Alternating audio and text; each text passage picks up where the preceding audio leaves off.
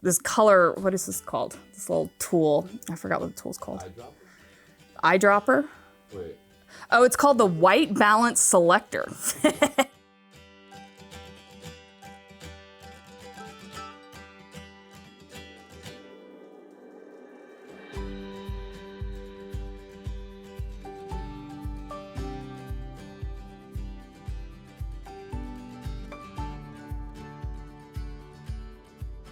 We have just had an amazing week in Bolivia, starting off at La Senda Verde, which is an animal sanctuary, moving on to the communities and to see how the indigenous villages harvest their honey and practice native beekeeping to protect the land. And now we are at an eco lodge in Madidi National Park, which is one of the biggest hotspots for biodiversity in on the whole planet. And I have so many photos that I cannot wait to edit and show you my workflow. So are you all ready? Because I'm ready to get started. One of the things about me and my photography is I take a lot of pictures. And it's funny because I started in the film days, but now as technology is getting better and you're able to shoot at 20 frames per second, even up to 120 frames per second, I find that I have a ton of files.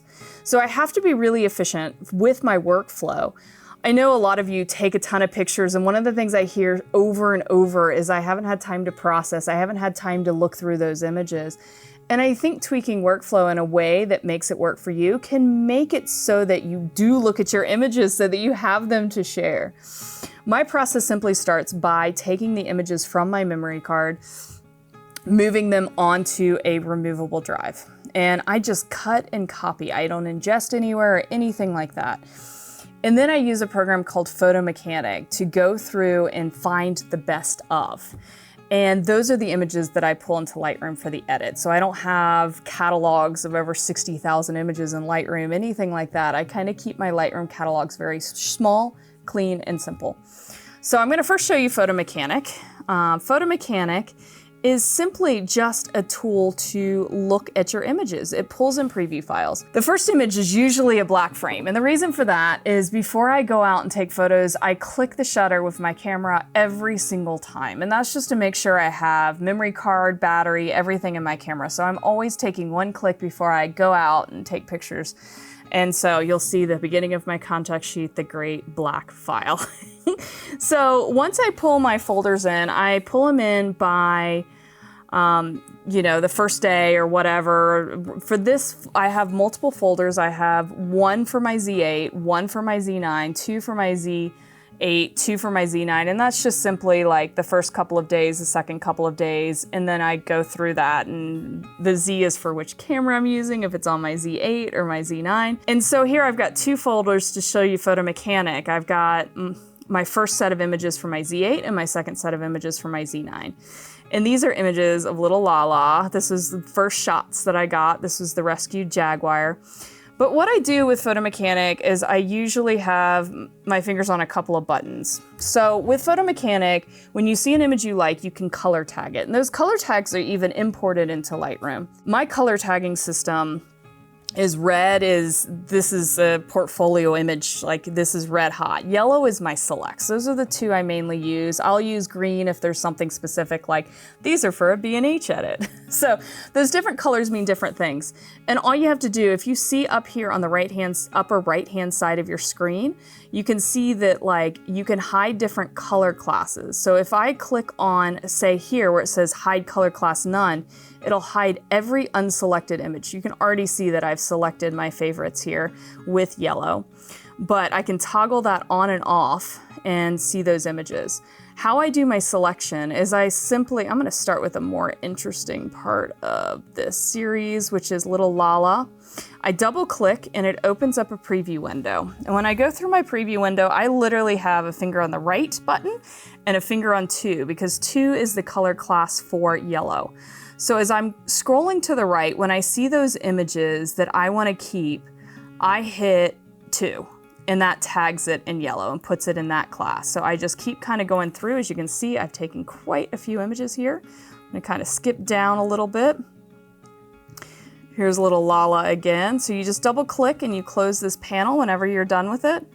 But I was shooting super shallow, trying to get those eyelashes. I was shooting with the Plena, the 135 at 1.8, so I'm shooting wide open. When you take risky shots, you sometimes miss out, and I'm shooting super shallow, but check this out. If I hit the Z button, it automatically zooms, and I can pull over and check out just how sharp those eyelashes are. So I can also check the sharpness of my image by toggling Z in and out.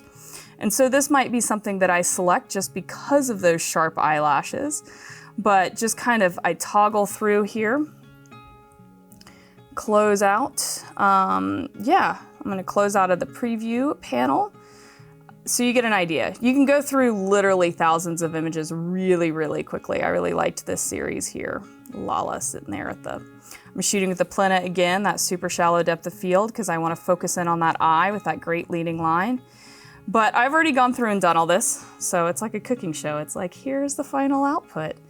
So here are all of my selects, okay? And this is throughout the day, from the capybara, from the monkeys that have been rescued, from the other jaguars.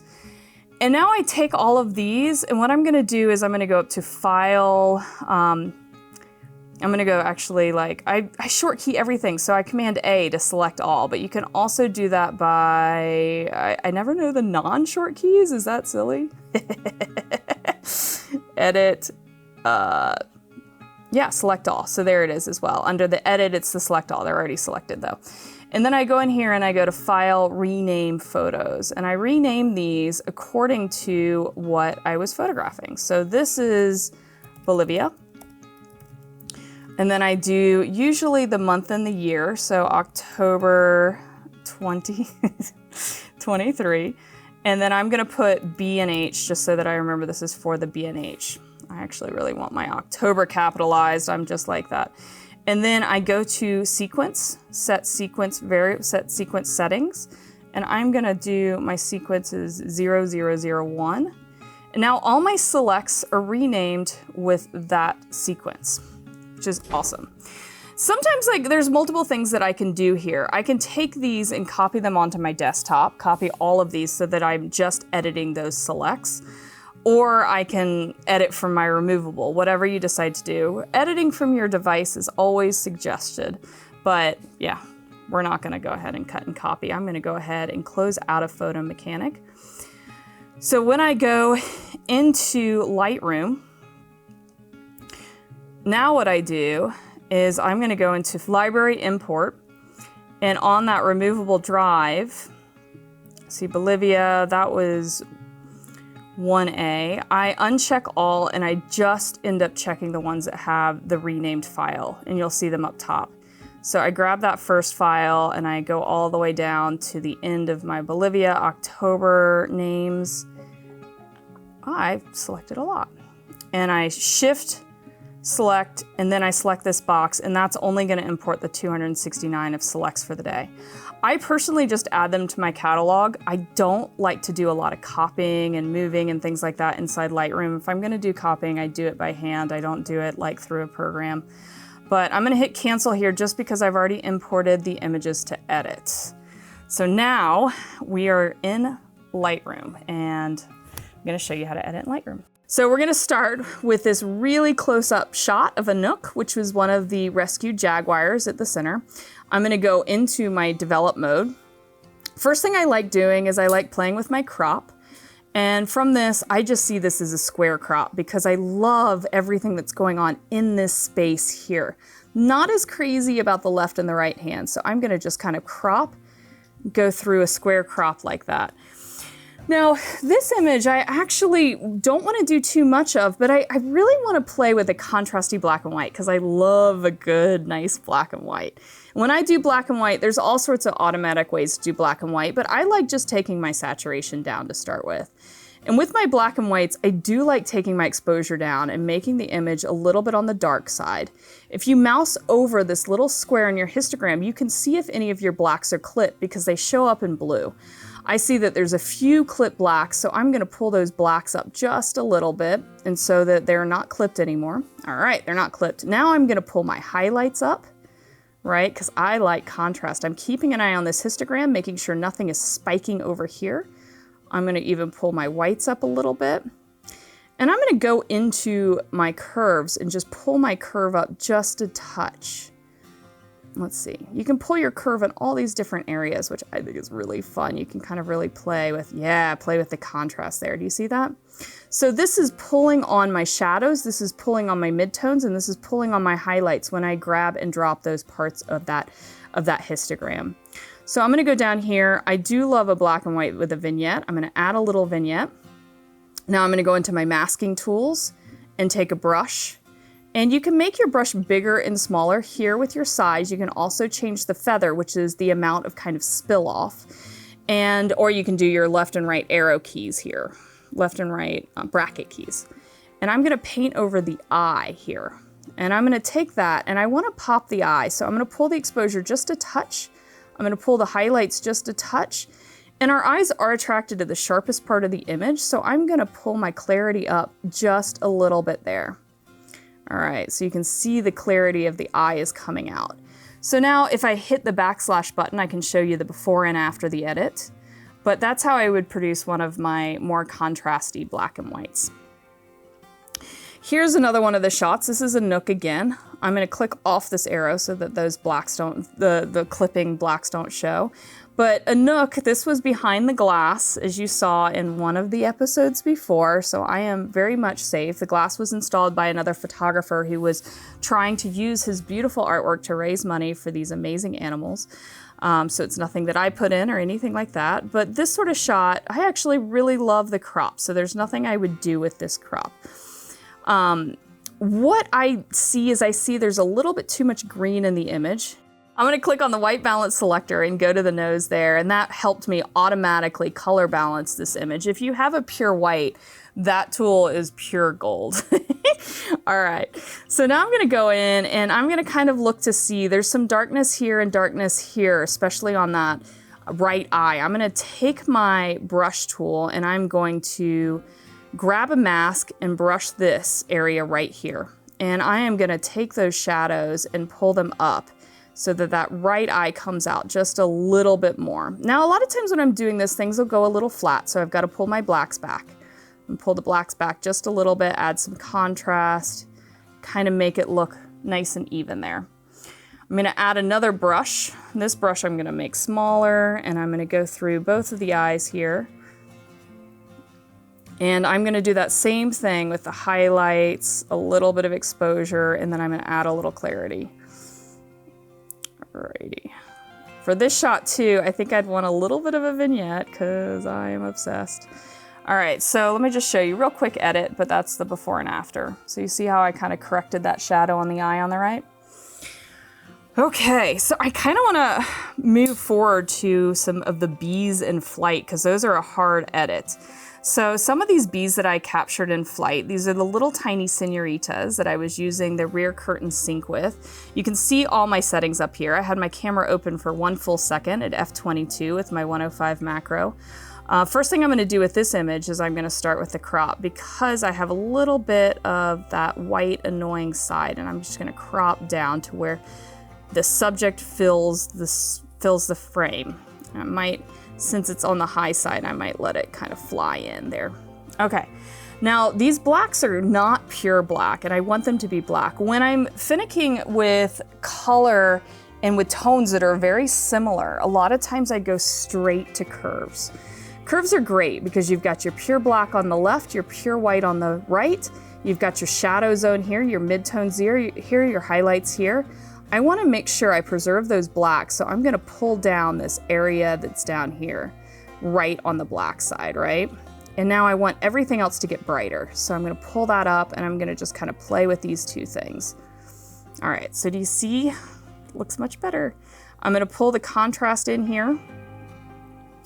All right, and I am going to take my brush on the very front of this bee here and just kind of highlight the face. And I'm going to take that contrast up.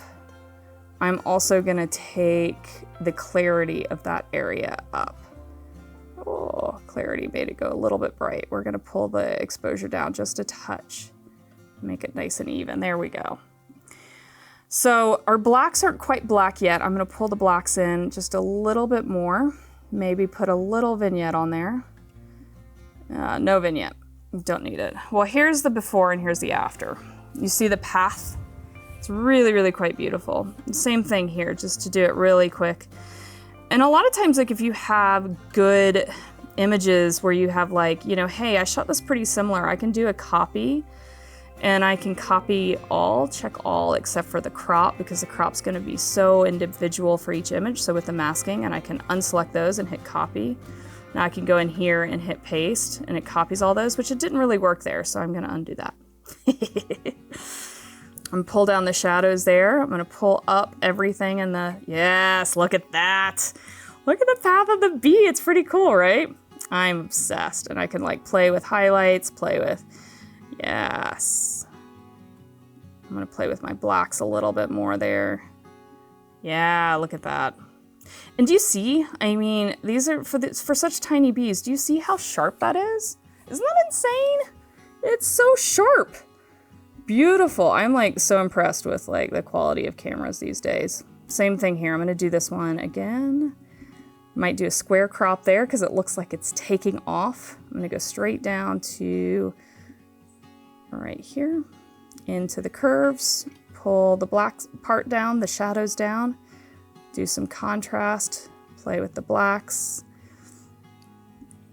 And get the idea. Now I've tried playing with pulling the yellows out, but these insects are quite yellow, so that is their true color. So I don't like playing with the color too much on these because I think it was actually pretty shot to color. All right, I'm gonna go in here and do a little clarity on those eyes. And as you can see, once again, check out the detail. You can even see like the little, you know, everything in this. You can see the antennae, it's gorgeous. We're gonna move on to the red and green macaw. And what I did for these shots is I did this long exposure. So I was shooting at 1 second again, f36, and I had my rear curtain sync going because I saw these rainbows of colors and I wanted to bring out those rainbows of colors. So I'm gonna start with this crop because the top and the left side of the image don't do anything for me. And I actually, in my crop, the crop stays locked if you have the locked lock over here. So I'm gonna unlock this and maybe do more of a panoramic. So I'm gonna kind of play with untraditional cropping there. But I'm gonna play with some contrast. I'm gonna play with, look at the colors coming out there, right? I'm gonna play with a little bit of, yeah. Now this image is interesting because I'm gonna take my brush and I'm gonna brush on the bottom part of the image. I'm gonna take the mask, I'm gonna brush down here because I want a more vibrant blue at the bottom because the blue is not as vibrant as the other colors. So I'm just gonna kind of select that area and pull the temperature towards the blue. Yeah, do you see that? A little more on the blue. I like that better. I'm actually gonna take my vignette out. I think I did too much. Went too far there. Okay. But do you see that? You see kind of the rainbow coming in? And if I really wanted to, I could add another brush and kind of just increase the clarity right in the middle, just so that the feather detail comes out. Because I really like when things are abstract, if there's something concrete in the middle of the abstraction. So if you look here, you can see all that great detail in the feathers. Here's the before, here's the after. Really didn't need much, but this way it has the rainbow that I was inspired by with this beautiful bird. There were a couple of images that I did where I wanted the face to be sharp in the middle of the rainbow. So here's one that I found to be a little more successful. This one's a little bit trickier to edit. I'm gonna change my exposure just a little bit and play with my contrast. I'm gonna play with this. I'm gonna up the saturation just a hair. And I'm gonna take the brush right on the eye here. Kind of want to make that area just a little bit lighter, but at the same time I want to preserve those blacks and the contrast. So I'm going to just play with these three here. Might add just a little clarity to that area. Right. Oh, this is coming out cool. See the rainbow? I don't know. I kind of like it. Just playing around. And that's the great thing about photography is we can play. Sometimes it works, sometimes it doesn't. But I actually am more inclined to like the abstraction and really like the fact that, you know, some of these don't even have the face in it, which I think is really quite cool. Like just kind of this detail and the chaos in there. And these just kind of need a little bit of tweaking, and you can really see the creation of the rainbow that this red and green macaw is doing. So this is Anak again, one of the rescued jaguars, and I'm going to show you some of the adaptive presets, which I am obsessed with using. All right, adaptive presets can be found on the left-hand side. Now, adaptive presets, what it does is it goes ahead and masks an area, and it applies a very simple preset to it. So one of the adaptive presets I like using is called, under subject, it's called pop.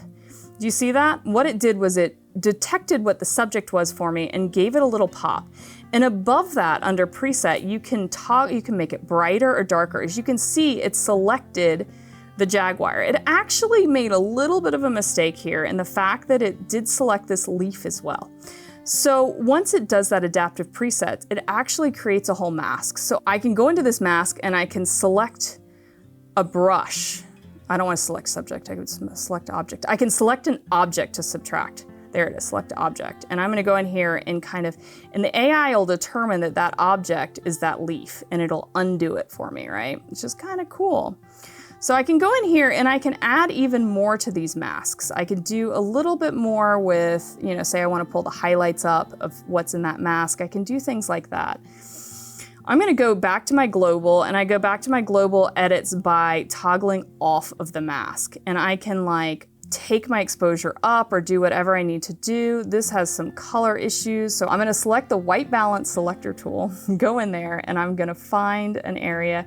Now, if this isn't accurate completely, or if you want to warm your image up or anything like that, you can play with your temperature here, which this one I actually think looks better, a little warmer. I'm going to go down and maybe do a little bit of a vignette. The reason I do a vignette is because it helps keep the eyes inside the frame. I'm going to take another mask here and I'm going to brush these eyes. And with that brush, I'm going to do a little bit of exposure, a little bit of contrast. I'm going to pull the highlights up quite a bit. And then I'm going to go down to clarity and pull that clarity up. I want to show you, I might actually I would probably crop in just a little bit there too. So here's the before and after. Simple edits. Now, if you have another image that's very similar, I can hit the previous button and it'll do all those edits that I just did and just cut and paste them, which is great. So it'll be like everything I previously touched, put on this image. Since I have AI in there with the selective subject, it's gonna take just a minute, but as you see, did everything. Now, all the brushes I put on myself, I wanna double check them. And then if I click on the eye brush here that I used, I can kind of drag and drop that if it's off a little bit. But that's all you really need to do that. Another adaptive preset that I love, so here is, I'm gonna start with my crop. Here's one of the bird shots that we shot out this morning. I like things coming out of the corner of the screen there, but I really liked kind of the shape, and I like this bird. But one of the adaptive presets over here, you've got adaptive sky preset. So I can select this blue drama, and it's gonna take that sky, it's gonna detect the sky, and it's gonna make it a little more vibrant. Now I'm gonna pull that down a little bit because it just went a little too strong, but there's all sorts of adaptive sky presets that can do all different colors, all different skies for us. I'm gonna go in here and do some contrast. I'm gonna make sure that I've got some details in those blacks, but this one doesn't really need too much on the editing side, just kind of keeping it simple. So that's the before and after. Just a little pop of that blue and things like that. Now I do want to show you another, I'm going to start this image from the beginning. So you remember how I imported this shot of a nook? Okay, we're going to go back to the beginning before I did the edit. I'm going to talk about something that I do like doing with my images, which I like darkening the background. I've created a preset, adaptive preset, that goes ahead and darkens the whole background, right? It's called darken background. And so this takes the background and gets rid of the background as a distraction. I'm going to show you how I created this adaptive preset. On the import, I made my own mask, right? And I selected the background, right? And it selected the whole background of the subject.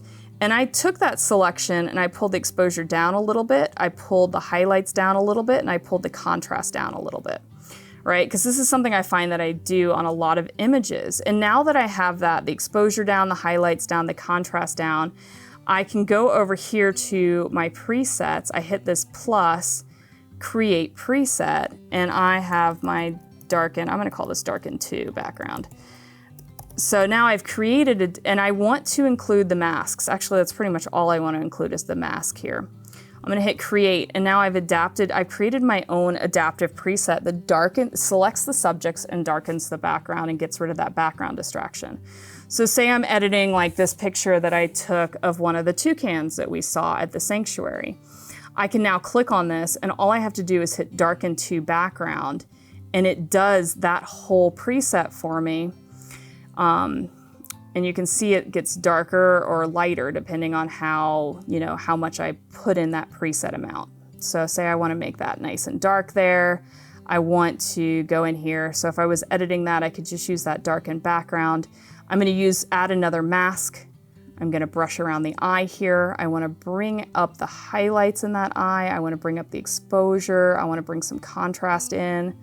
And I want to bring the clarity in for that eyeball so that we look at that a little bit more. My colors are off. I'm going to go back to my global by clicking on that mask. I'm going to go in, and I'm not sure if I have true white here. Let's see. Actually, that looks great, doesn't it? Thank you, mask. Thank you, tool. All right, so I'm going to kind of go in. I'm going to pull, yeah, much different. I'm going to pull on just a tiny. All right, so that's like the before and after. Big difference, right? Huge difference. Really quick, really quick edits.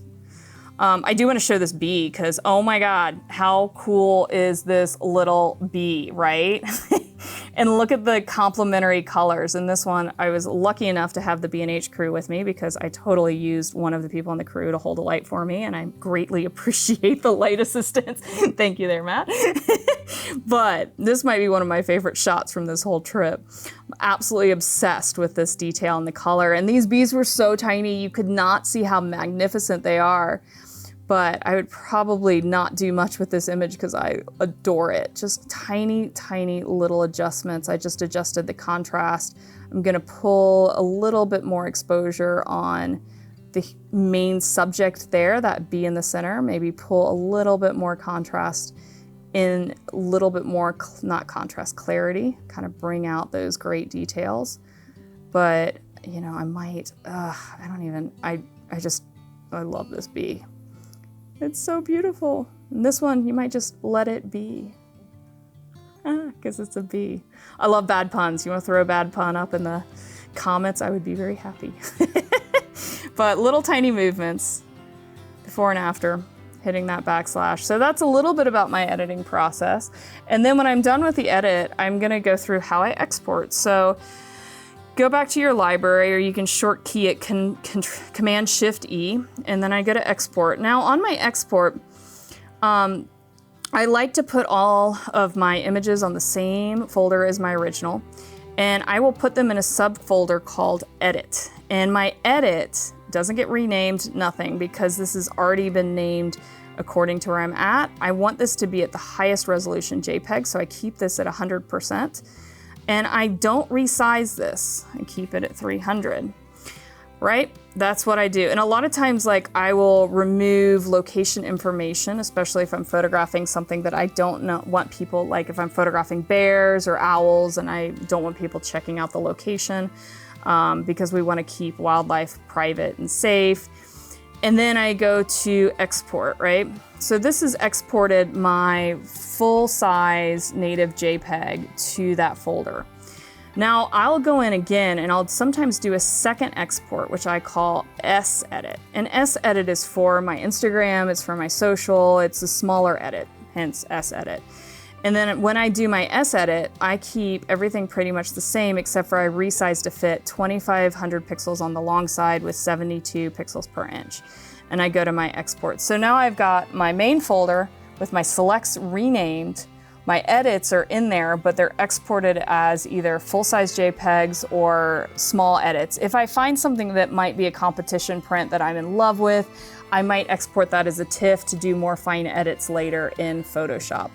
But that's a little bit of my editing process. And yeah, I hope you all enjoy my images, and I would love to see yours. Feel free to reach out to me on social and show me the photos that you're passionate about. Let's all share the beauty of this planet and take more photos to get more people passionate. I want to thank you all.